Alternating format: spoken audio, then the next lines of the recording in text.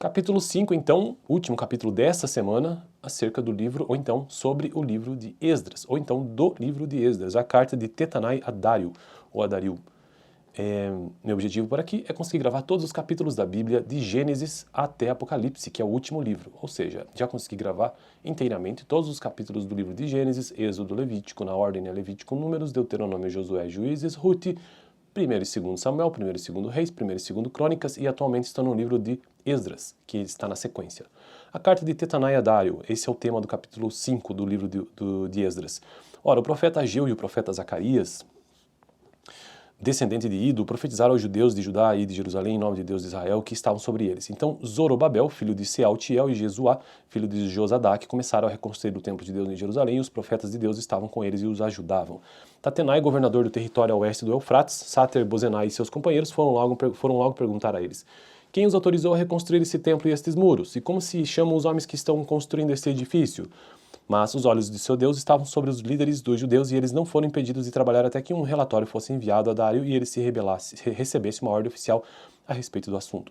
Esta é uma cópia da carta de Tatenai, governador do território situado a oeste do Eufrates. Setar-Bozenai e seus companheiros e os oficiais do oeste do Eufrates enviaram ao rei Dário.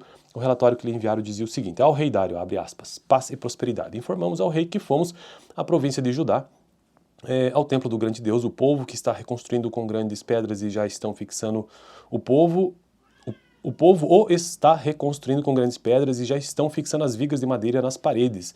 A obra está sendo executada com diligência e apresentando rápido progresso. Então, perguntamos aos líderes quem os autorizou a reconstruir esse templo e estes muros. Também perguntamos os nomes dos líderes deles para que os registrássemos para a tua informação. Esta é a resposta que nos deram. Somos servos do Deus dos céus e da terra e estamos reconstruindo o templo edificado há muitos anos, templo que foi reconstruído e terminado por um grande rei de Israel. Mas, visto que os nossos antepassados irritaram a Deus nos céus, ele os entregou nas mãos do Babilônio, Nabucodonosor, rei da Babilônia, que destruiu esse templo e deportou o povo para a Babilônia. Contudo, no seu primeiro ano como rei da Babilônia, o rei Ciro emitiu um decreto ordenando a reconstrução desta casa de Deus. Ele até mesmo tirou do templo da Babilônia os utensílios de ouro e de prata da casa de Deus, os quais Nabucodonosor havia tirado do templo de Jerusalém e levado para o templo da Babilônia. O rei Ciro os confiou a um homem chamado Sesbazar, que ele tinha nomeado governador, e lhe disse: leve os utensílios, coloquem-os no templo de Jerusalém e reconstrua a casa de Deus em seu antigo local. Então Sesbazar veio e lançou os alicerces do templo de Deus em Jerusalém. Desde aquele dia, o templo tem estado em construção, mas ainda não foi concluído. Agora, se for do agrado do rei, que se faça uma pesquisa nos arquivos reais da Babilônia para verificar se o rei Ciro de fato emitiu um decreto ordenando a reconstrução da casa de Deus em Jerusalém. Aguardamos do rei a decisão sobre o assunto. Bom, então esse foi o capítulo 5, próximo vídeo, capítulo 6 e o vídeo anterior, capítulo 4. Fico por aqui, valeu!